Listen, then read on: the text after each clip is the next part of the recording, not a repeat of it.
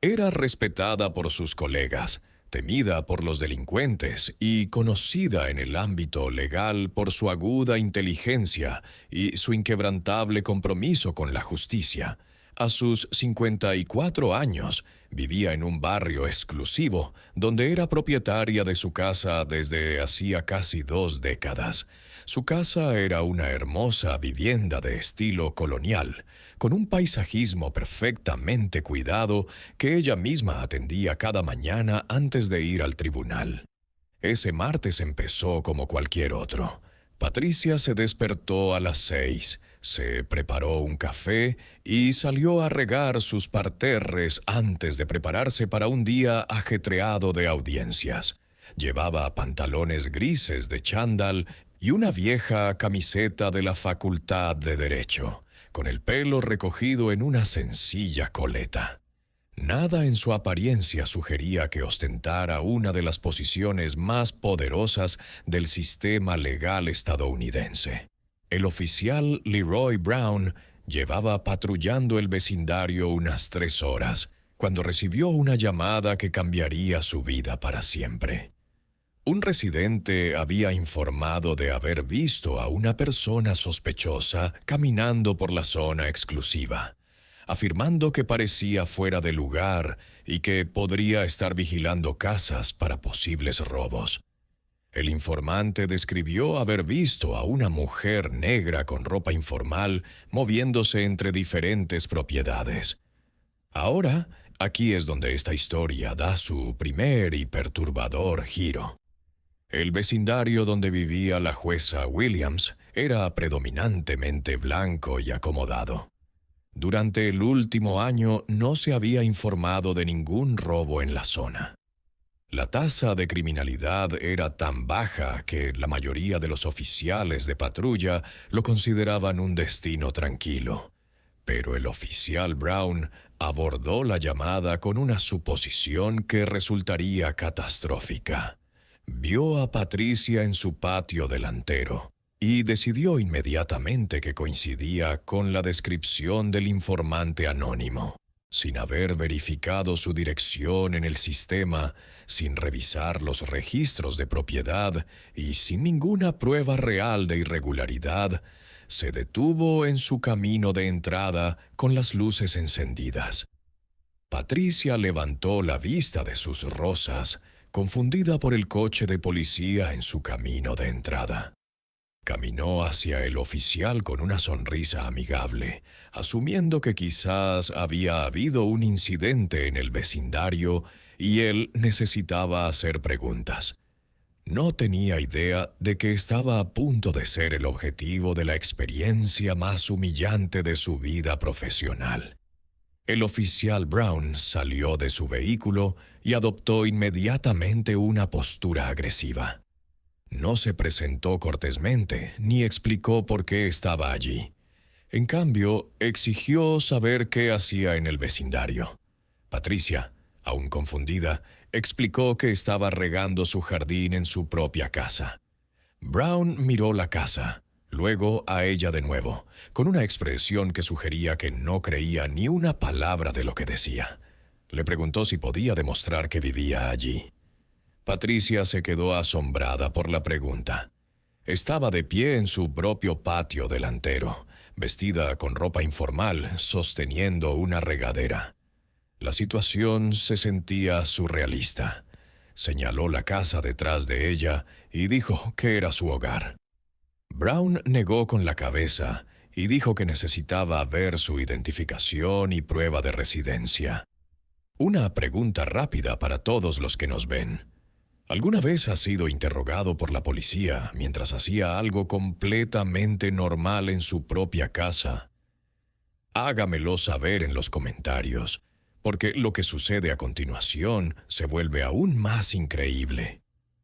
Patricia entró para buscar su identificación, pensando que esto resolvería rápidamente el malentendido. Sacó su licencia de conducir, que mostraba claramente su dirección coincidiendo con la casa donde estaban. También cogió algo de correo de su encimera de la cocina, que mostraba su nombre y dirección. Cualquier persona razonable se habría dado cuenta de su error y se habría disculpado inmediatamente. Pero el oficial Brown no había terminado. Miró la identificación y dijo que podría ser falsa. Examinó el correo y sugirió que podría haberlo robado. Su comportamiento se volvía cada vez más hostil y Patricia empezaba a comprender que no se trataba de un simple malentendido. Esto era algo mucho más preocupante. Permaneció tranquila y preguntó al oficial Brown por qué la interrogaba sobre su presencia en su propia casa. Preguntó si se había denunciado algún delito en la zona. Él le dijo que alguien había llamado sobre actividad sospechosa y que ella coincidía con la descripción. Patricia preguntó qué había sido específicamente sospechoso en regar plantas en su propio patio delantero. Brown dijo que su comportamiento parecía nervioso y evasivo. Aquí es donde Patricia tomó una decisión que resultaría crucial para todo lo que siguió. Sacó su teléfono y comenzó a grabar la interacción. En el momento en que salió la cámara, el comportamiento del oficial Brown cambió drásticamente. Le ordenó que apagara el teléfono. Ella declaró con calma que tenía derecho a grabar a un oficial de policía desempeñando sus funciones en público. Brown se acercó a ella, invadiendo su espacio personal. Le dijo que grabarlo estaba interfiriendo en su investigación. Patricia preguntó qué exactamente estaba investigando, ya que había proporcionado identificación que demostraba que vivía en esa dirección. Brown dijo que todavía no estaba convencido de que perteneciera a ese vecindario y que necesitaba realizar una investigación más exhaustiva. Aquí es donde esta historia da otro giro impactante. Patricia decidió revelar su identidad. Le dijo al oficial Brown que era una jueza federal y que su comportamiento era completamente inapropiado. Esperaba que esta información pusiera fin inmediatamente a la confrontación y resultara en una disculpa. En cambio, el oficial Brown se rió. En realidad, se rió de ella. Dijo que si realmente era una jueza federal, estaría vestida profesionalmente y no estaría afuera regando plantas con ropa vieja. Dijo que no le creía y que pretender ser jueza probablemente era otra mentira para intentar salir de problemas. Patricia no podía creer lo que oía. Le acababa de decir a este oficial su verdadera profesión y él la llamaba mentirosa a la cara. Se ofreció a mostrarle su tarjeta de identificación judicial, pero Brown dijo que esas también podrían ser falsas. Estaba decidido a creer que era algún tipo de criminal a pesar de la abrumadora evidencia de lo contrario. La situación escaló cuando Brown dijo que iba a registrar su propiedad en busca de pruebas de actividad criminal. Patricia le dijo firmemente que no tenía derecho a registrar su casa sin una orden judicial. Explicó que no tenía causa probable ni pruebas de ningún delito. Brown replicó que su negativa a cooperar la hacía parecer más sospechosa. En este punto, los vecinos habían empezado a notar la conmoción. Algunas personas salieron para ver qué estaba pasando. Patricia reconoció a varios de ellos como vecinos de toda la vida que sabían exactamente quién era. Llamó a la señora Henderson, una anciana que vivía 3 casas más abajo, pidiéndole que confirmara que Patricia había vivido en ese vecindario durante casi 20 años. La señora Henderson se acercó y le dijo al oficial Brown que Patricia era, de hecho, una residente de mucho tiempo y una jueza federal. Dijo que el oficial estaba cometiendo un terrible error. Brown desestimó la declaración de la señora Henderson, diciendo que los vecinos podrían mentir para protegerse mutuamente. Se estaba hundiendo cada vez más en una posición que pronto sería imposible de defender. Lo que sucedió a continuación sería capturado en múltiples cámaras y se convertiría en evidencia en una demanda que le costaría a la ciudad más dinero del que la mayoría de la gente gana en toda su vida.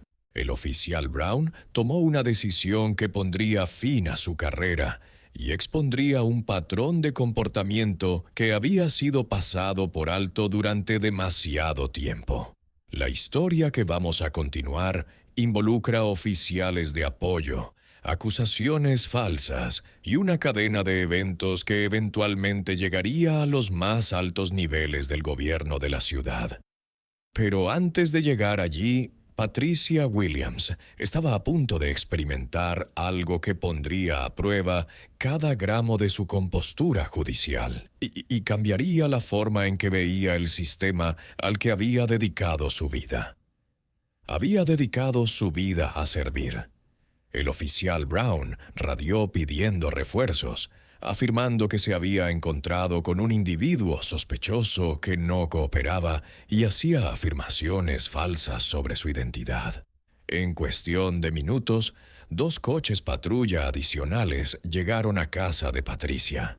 Las oficiales Sarah Martínez y David Chen salieron de sus vehículos e inmediatamente sintieron que algo iba mal en la situación. La oficial Martínez se acercó a Patricia y le preguntó con calma qué estaba sucediendo. Patricia explicó que estaba regando su jardín en su propia casa cuando el oficial Brown llegó y comenzó a cuestionar su derecho a estar allí. Le mostró a Martínez su identificación y señaló el correo que demostraba claramente su residencia. Martínez miró la evidencia, luego la casa, luego de nuevo a Patricia con una expresión que sugería que entendía que tenían un problema grave. El oficial Chen se acercó a Brown y le preguntó en voz baja qué había provocado la parada inicial. Brown explicó lo de la llamada sobre la persona sospechosa, pero cuando Chen preguntó por detalles específicos sobre qué hacía el comportamiento de Patricia sospechoso, las respuestas de Brown se volvieron vagas y contradictorias.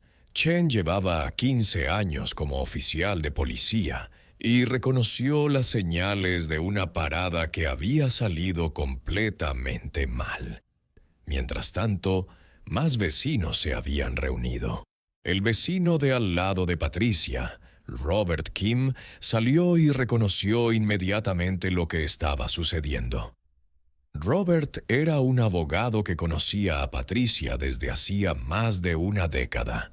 Se acercó a la oficial Martínez y proporcionó una detallada referencia de carácter de Patricia, explicando su posición como jueza federal y su estatus en la comunidad. Pero el oficial Brown no se echaba atrás. A pesar de la creciente evidencia de que había cometido un error catastrófico, redobló su posición. Dijo a los otros oficiales que Patricia estaba siendo engañosa y que su historia no cuadraba. Dijo que su ropa informal y su actividad matutina eran sospechosas para alguien que afirmaba ser una jueza federal. Aquí es donde la oficial Martínez tomó una decisión que más tarde sería elogiada por los investigadores y los abogados de derechos civiles. Apartó a Brown y le dijo directamente que necesitaba terminar esta interacción inmediatamente. Dijo que tenían pruebas abrumadoras de que Patricia era exactamente quien decía ser y que continuar esta investigación solo empeoraría las cosas. Brown se negó a escuchar. Dijo que quería verificar las afirmaciones de Patricia, contactando el Tribunal Federal para verificar su identidad. Martínez señaló que estaban parados frente a una casa que pertenecía a Patricia según múltiples formas de identificación, con vecinos que avalaban su identidad y que no había absolutamente ninguna evidencia de ninguna actividad criminal. La conversación entre los oficiales estaba siendo grabada por el teléfono de Patricia y ella estaba documentando cada palabra, permaneció notablemente compuesta durante todo el calvario, pero por dentro estaba procesando las implicaciones de lo que estaba sucediendo. Como jueza federal, había visto innumerables casos de mala conducta policial y perfil racial, pero experimentarlo de primera mano era completamente diferente. El oficial Chen se acercó a Patricia y se disculpó por la situación. Dijo que se irían pronto y que ella era libre de continuar con su rutina matutina. Patricia le agradeció su profesionalismo, pero dejó claro que el comportamiento del oficial Brown era inaceptable y no sería ignorado. Fue entonces cuando Brown cometió su último y más devastador error. Le dijo a Chen que no estaba satisfecho con la resolución y que quería arrestar a Patricia por obstrucción a la justicia. Afirmó que ella había interferido en su investigación al grabar y al negarse a cumplir con sus solicitudes.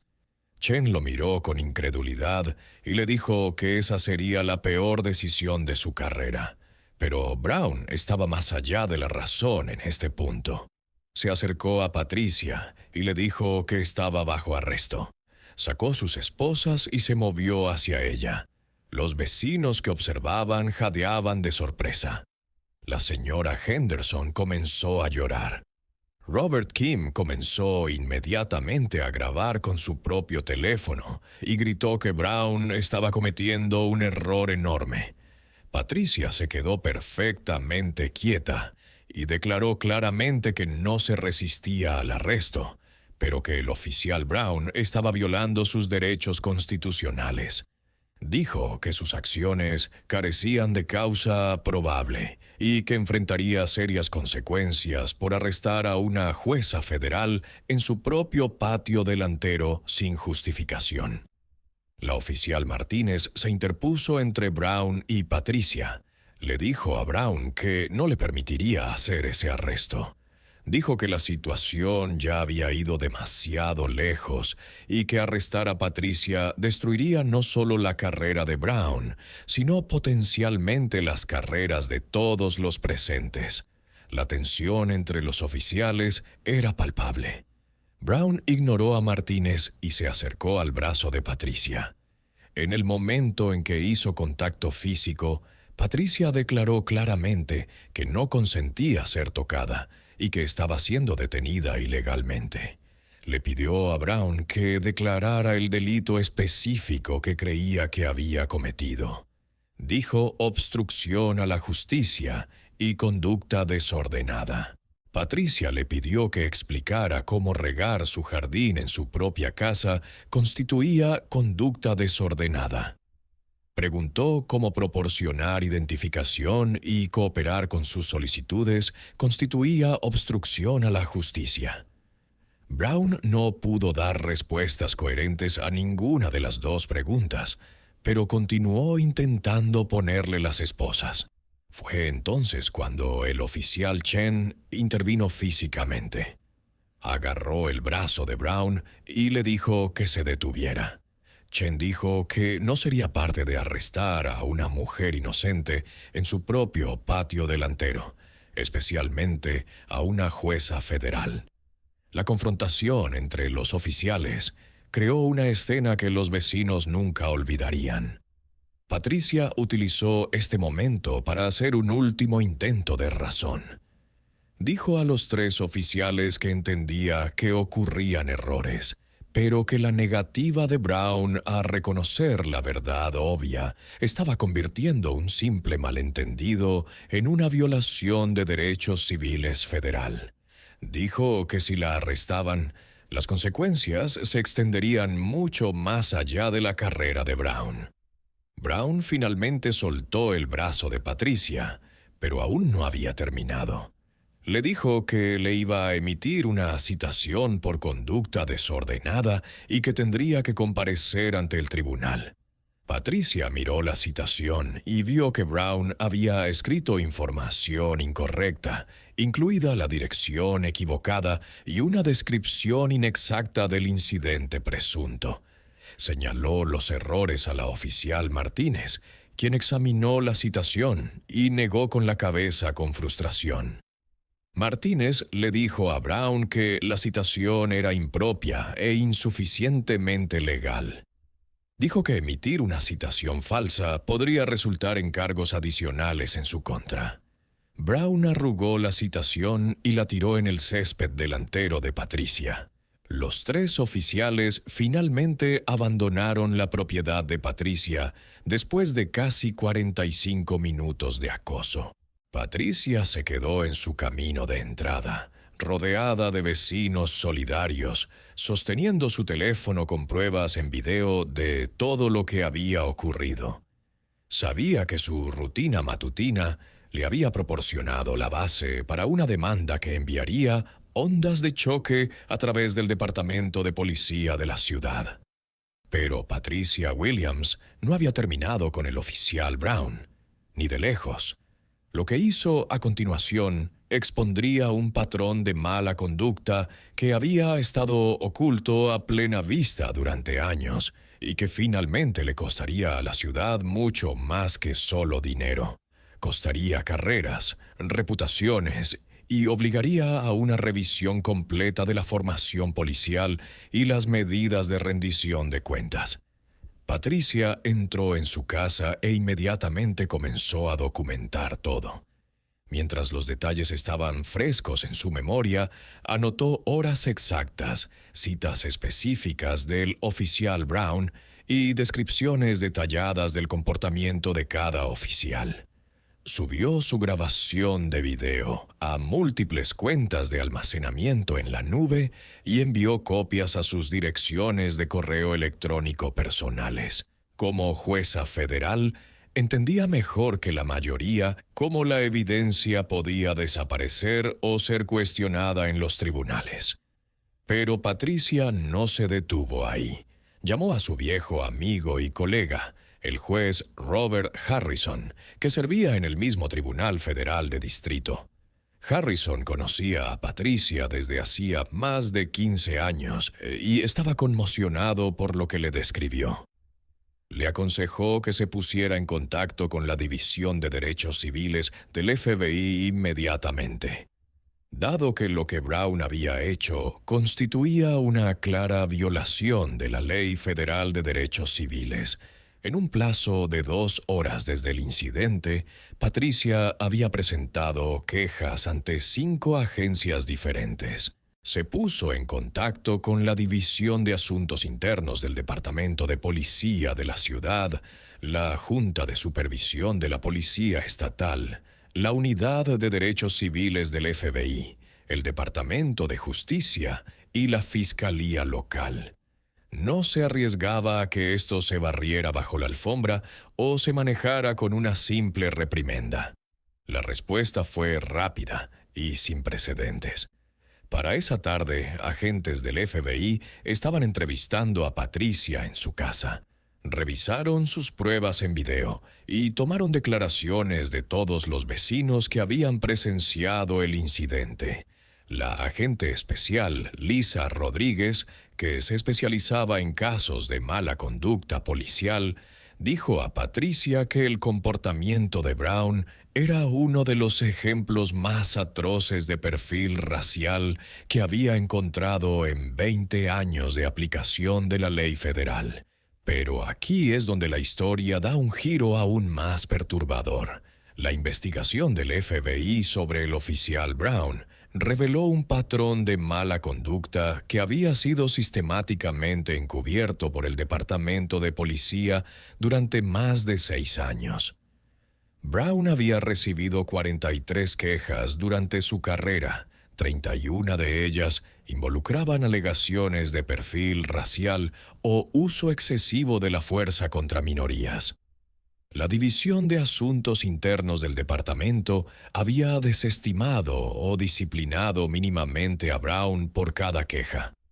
Habían etiquetado a los denunciantes como poco fiables, afirmado que la evidencia era insuficiente o dictaminado que las acciones de Brown estaban dentro de la política del departamento. El FBI descubrió que Brown le había costado a la ciudad más de $200,000 en acuerdos previos, todos los cuales incluían acuerdos de confidencialidad para mantener oculta la mala conducta a la vista del público. La agente Rodríguez descubrió que Brown tenía un patrón particular de atacar a afroamericanos bien vestidos en barrios exclusivos. Había detenido a un cirujano negro que salía de su propio consultorio médico, alegando que parecía sospechoso. Había detenido a un profesor negro caminando en su propio campus universitario, diciendo que no pertenecía allí. Incluso había arrestado a un oficial de policía negro, fuera de servicio de otra jurisdicción, que visitaba a familiares en la zona. Cada incidente seguía el mismo guión. Brown se acercaba con sospecha inmediata. Se negaba a aceptar identificación o explicaciones.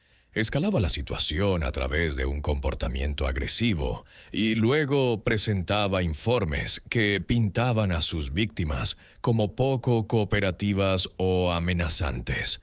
El departamento respaldaba sistemáticamente su versión de los hechos a pesar de la creciente evidencia de un patrón claro.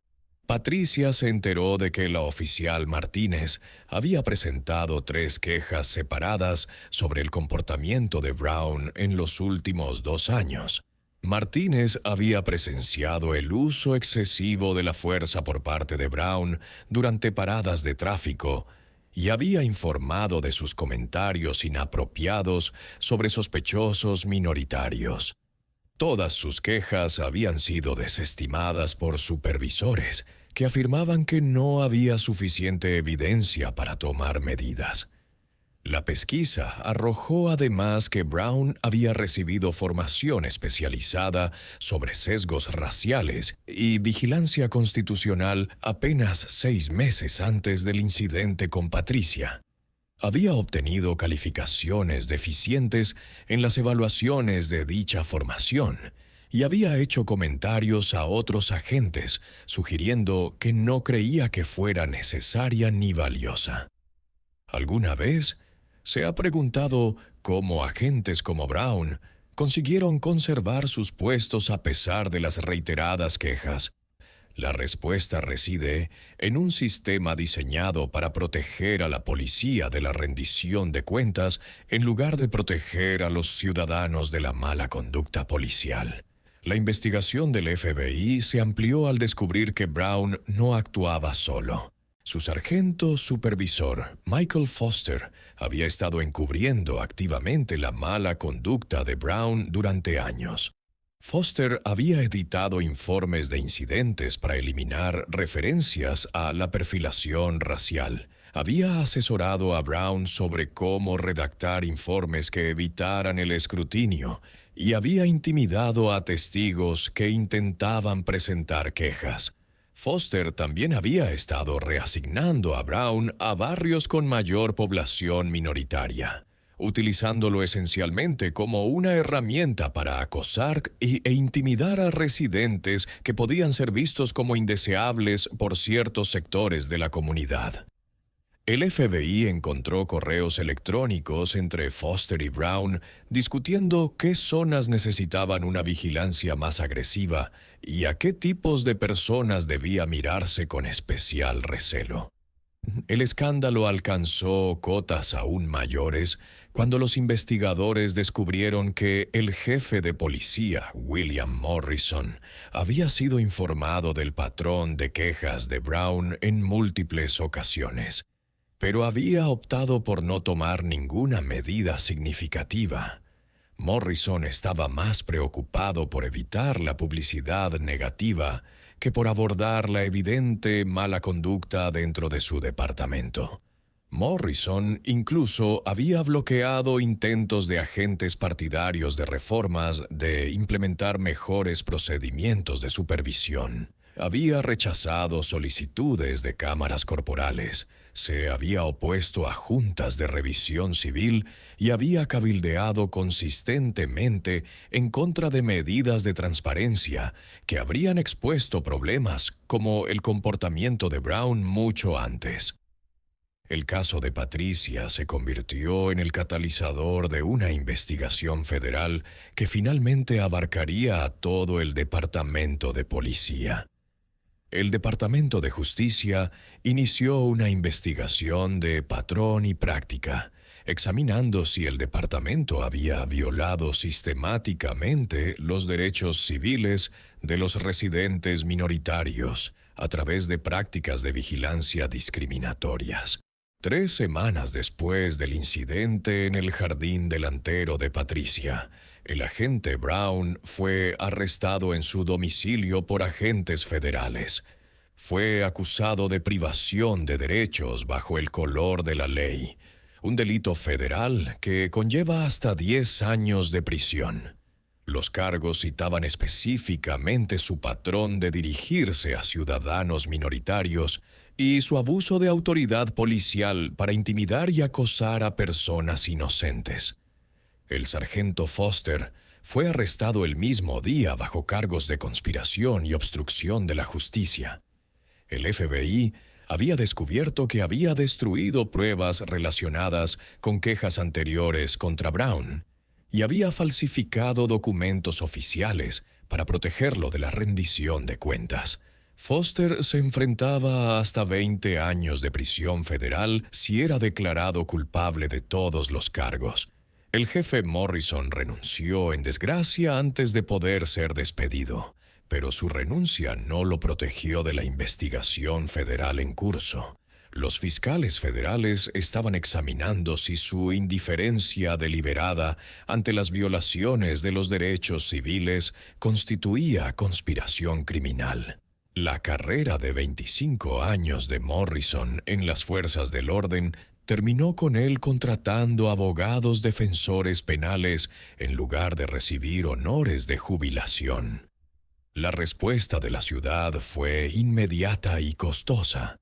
Dentro del mes de los arrestos del FBI, Patricia recibió una oferta de acuerdo por $750,000. Los abogados de la ciudad sabían que no tenían defensa contra sus reclamaciones y querían resolver el caso rápidamente para limitar un mayor daño a la reputación y las finanzas de la ciudad. Pero Patricia no estaba interesada en un acuerdo rápido que permitiera a la ciudad evitar la rendición de cuentas. Quería cambios sistémicos que impidieran que otros ciudadanos experimentaran lo que ella había soportado. Su demanda exigía no solo compensación monetaria, sino una reforma policial integral, incluyendo cámaras corporales obligatorias, supervisión civil, formación sobre sesgos y procedimientos de queja transparentes. La ciudad inicialmente se resistió a sus demandas de reforma, esperando poder simplemente pagar dinero y seguir adelante.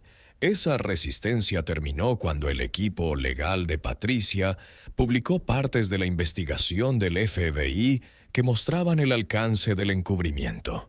Los medios de comunicación locales comenzaron a informar sobre el historial de mala conducta de Brown y el fracaso sistemático del departamento para abordarlo. La indignación pública fue rápida e intensa.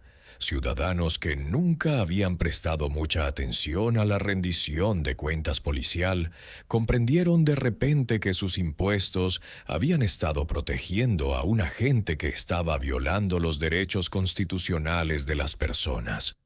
Las reuniones del ayuntamiento se convirtieron en foros acalorados, donde los residentes exigían respuestas sobre cómo se había permitido a Brown continuar su patrón de abuso durante tantos años.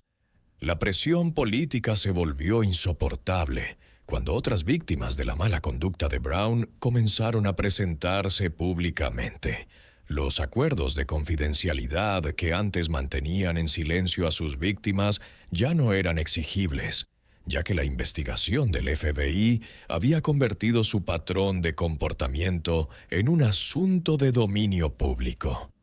El caso de Patricia había abierto las compuertas de la rendición de cuentas que habían estado bloqueadas durante años.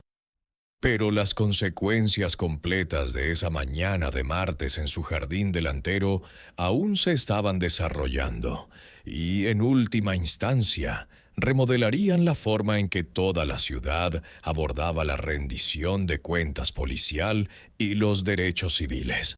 Las negociaciones del acuerdo llevaron meses, pero la estrategia legal de Patricia fue brillante. En lugar de aceptar la oferta inicial de la ciudad, utilizó la atención mediática para generar presión pública para una reforma integral. Cada semana traía nuevas revelaciones sobre la mala conducta de Brown, y cada revelación debilitaba la posición de la ciudad. La abogada de Patricia, María Santos, era una especialista en derechos civiles que había ganado importantes acuerdos contra departamentos de policía en todo el país. Santos entendía que este caso representaba una oportunidad para crear un cambio duradero, no solo para asegurar una compensación para su cliente. Filtró información estratégica a periodistas, organizó conferencias de prensa con otras víctimas y construyó una coalición de grupos comunitarios que exigían reformas. El avance se produjo cuando Santos descubrió que la ciudad había estado pagando horas extras a Brown para trabajar en asignaciones especiales en barrios minoritarios. El FBI había encontrado registros que mostraban que Brown era específicamente solicitado para estas asignaciones porque los supervisores creían que su enfoque agresivo intimidaría a los residentes y reduciría las quejas sobre otros problemas como violaciones de ruido o merodeo. Esta revelación demostró que el perfil racial de Brown no solo era tolerado por el departamento, era activamente alentado y recompensado financieramente. La ciudad le había estado pagando dinero extra por violar los derechos constitucionales de las personas. Cuando esta información se hizo pública, las repercusiones políticas fueron inmediatas y devastadoras. 3 miembros del ayuntamiento pidieron la dimisión de toda la estructura de liderazgo policial. El alcalde, que inicialmente había defendido al departamento, anunció repentinamente su apoyo a una reforma policial integral. Las empresas locales comenzaron a amenazar con reubicarse si la ciudad no abordaba sus problemas de vigilancia, citando preocupaciones sobre responsabilidad y reputación. El juez federal que supervisaba la demanda de Patricia dejó claro que no estaba satisfecho con la respuesta de la ciudad a los problemas sistémicos que el caso había revelado. El juez Brown, compartiendo irónicamente un apellido con el agente deshonrado, declaró durante las audiencias que los daños monetarios por sí solos no abordarían adecuadamente las violaciones constitucionales que habían ocurrido. Patricia testificó ante el ayuntamiento sobre su experiencia y sus implicaciones más amplias.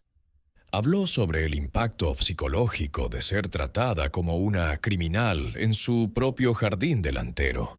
Pero lo que es más importante, enfatizó cómo su posición y sus recursos la habían protegido de maneras que no estaban disponibles para la mayoría de los ciudadanos. Señaló que si no hubiera sido jueza federal, con conocimientos legales, conexiones y recursos financieros, la mala conducta del agente Brown probablemente se habría encubierto, al igual que sus violaciones anteriores. Dijo que su caso demostraba que el sistema estaba roto para todos y que era necesaria una reforma significativa para proteger a todos los ciudadanos, independientemente de su posición o origen. El impacto emocional de su testimonio se amplificó cuando otras víctimas hablaron en la misma audiencia. Una joven estudiante universitaria describió haber sido arrestada por Brown mientras regresaba a casa de la biblioteca. El propietario de una pequeña empresa explicó cómo Brown había acosado a clientes fuera de su tienda, ahuyentando negocios y amenazando el sustento de su familia. Así, lo que comenzó como una simple rutina matutina en el jardín de Patricia Williams se convirtió en una lección de $750,000 sobre rendición de cuentas. El agente Brown perdió su carrera y se enfrentó a cargos federales.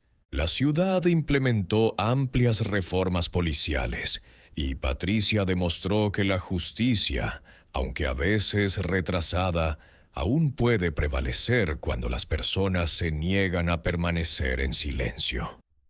Este caso fue brutal, pero este caso en el lado derecho es aún más demencial.